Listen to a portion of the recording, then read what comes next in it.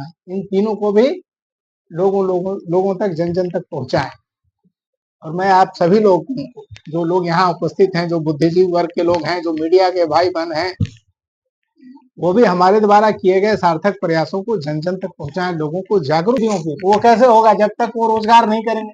तो उनको रोजगार अगर है उनके पास, उनको अगर पैसे की आवश्यकता है और उनके दिमाग में कोई प्लानिंग है, तो हमारे पास आएंगे।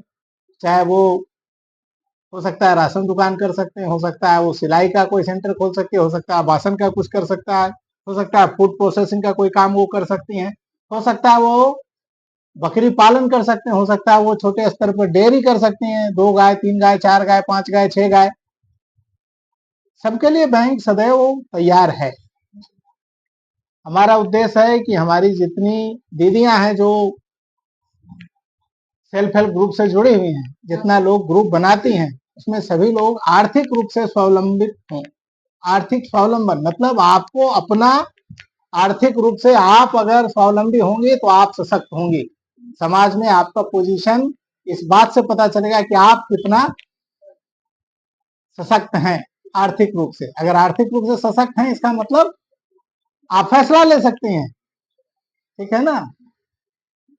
और यहाँ जो ग्रुप बनता है, जो ग्रुप को हम यहाँ पहले बचत खाता खोलते हैं, उसके बाद जो क्रेडिट लिंकेज होता है, आप बैंक सखी हो तो आपका ये दायित्व बहुत बड़ा दायित्व आप पर। ये नहीं केवल कार्यालय आना है और चले जाना है, ये काम आपका नहीं।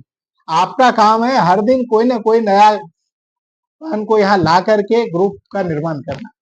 महीना में कम से कम 1 ग्रुप बनना चाहिए, साल में कम से कम 12 ग्रुप बनना चाहिए। जिसको फर्स्ट लिंकेज मिल चुका है उसको 1 साल अगर वो चला चुका है, 1 साल 2 साल चला चुका है, तो आप सेकंड लिंकेज के लिए आइए। और झारखंड राज्य ग्रामीण बैंक आपको भी इंसेंटिव देता है। आपको पता है आपको इंसेंटिव देते हैं बचत खाता खोलने के लिए, ताकि आपको भी थोड़ा प्रोत्साहन राशि के तौर पर हम इंसेंटिव देते हैं। बचत खाता के लिए देते हैं, फर्स्ट लिंकेज के लिए देते हैं, सेकंड लिंकेज के लिए देते हैं, थर्ड के लिए देते हैं। तो ये आपके लिए उपलब्धि यही है कि आप कितने लोगों को इस प्लेटफॉर्म में ला करके क्रेडिट लिंकेज कराते हैं। और केवल सेल्फ हेल्प ग्रुप में एक बार लोन स्वीकृत होने के बाद अगर उसका उपयोग नहीं हो रहा है तो फिर बेकार है। इसलिए उसका उपयोग भी करना है। उपयोग कैसे होगा? कोई ना कोई आर्थिक गतिविधि उनको करना है। अगर आर्थिक गतिविधि नहीं हो रही है, कोई व्यवसाय नहीं हो रहा है, छोटे या बड़े स्तर पर, अगर किसी एक ग्रुप में 10 महिलाएं हैं, अगर किसी एक को बहुत ज्यादा की जरूरत है तो उद्यमी दीदी के माध्यम से वो आ सकते हैं, 5 लाख रुपए भी ले सकते हैं हमसे। तो आपके पास प्रोजेक्ट है, अगर आपके पास कोई प्लानिंग है, आपके पास तैयारी है, आप खुद रेडीनेस में हैं, आप तैयार हैं कि हमको व्यवसाय करना है, तो आपको पैसे का अभाव नहीं होगा, आपको ऋण मिलने में असुविधा नहीं होगी। हम देने के लिए ही यहाँ बैठे थे, ठीक है। इसके अलावा एक ग्राहक सेवा केंद्र, यहाँ कितना ग्राहक सेवा केंद्र? सर सीएससी ब्रांच में भी है। हाँ, और सर वो और तो 3 ग्राहक सेवा केंद्र के माध्यम से भी बैंकिंग सेवा मतलब जमा निकासी, बचत खाता खोलना, या जो माननीय प्रधानमंत्री जी द्वारा जो शुरू किया गया है प्रधानमंत्री सुरक्षा बीमा योजना, प्रधानमंत्री जीवन ज्योति बीमा योजना, अटल पेंशन योजना, ये सब उनके माध्यम से भी हो सकता है और शाखा में भी आकर के। तो आपका ये भी काम है कि जितनी दीदियां हैं, जितनी बहनें हैं, उनके घर के परिवार के लोग, उनके भाई होंगे, उनके पिता होंगे, उनके पति होंगे, उनके देवर होंगे, जो लोग भी इन तीनों योजनाओं के अंतर्गत अपने को कवर रेज के लिए आए हमारे पास। आपको पता है कि अटल पेंशन योजना में किस आयु सीमा वाले लोग उसमें रजिस्टर्ड होते हैं? कितना? 18 से 40। उसी तरीके से सुरक्षा बीमा योजना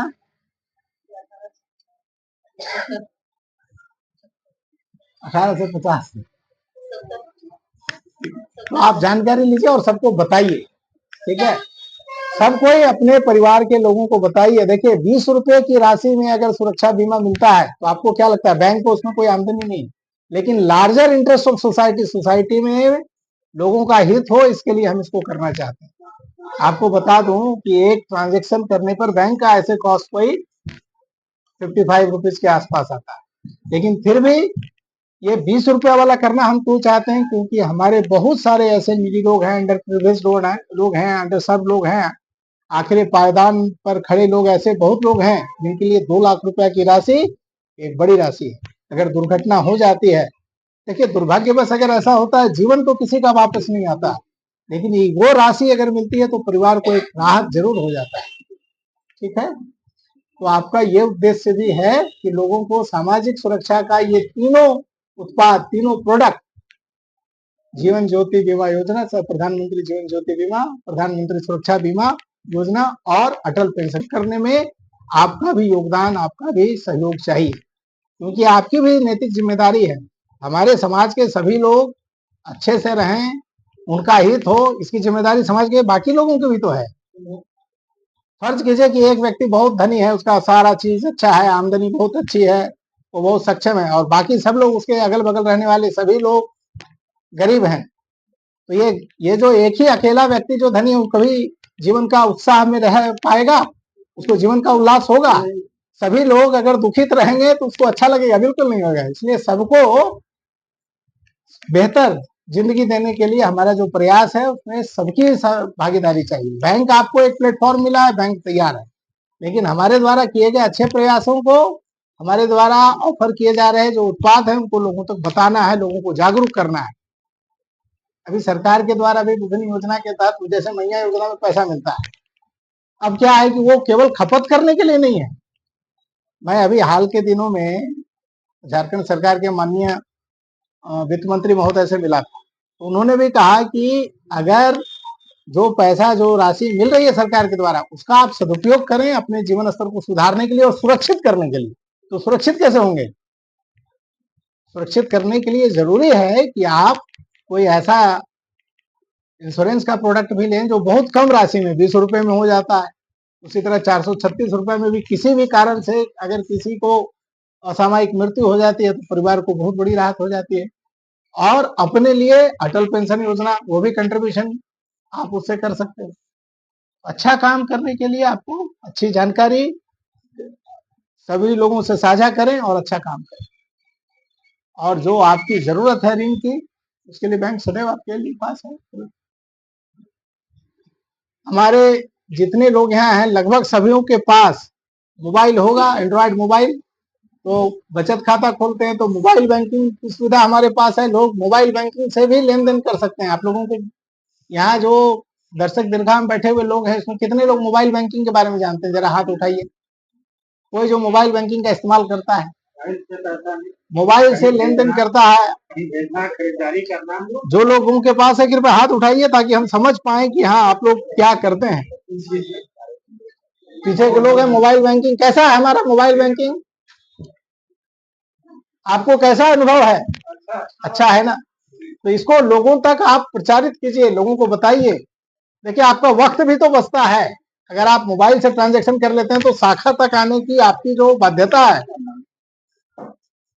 वो नहीं रह जाएगी। शाखा आने के लिए बाध्य आप नहीं है, आप घर बैठे कर लेंगे, तो आपका समय बचेगा, बहुमूल्य समय। समय की बहुत कीमत है। तो इस बात को आप लोग लोगों को जागरूक करें, लोगों तक पहुंचाएं, और जब भी कोई जरूरत हो, कोई व्यवसाय से संबंधित, तो आप अपना ब्रांच मैनेजर हैं, ब्रांच की एक टीम है, उसके पास आप लाएं। बैंक सखी हैं, उनको मैं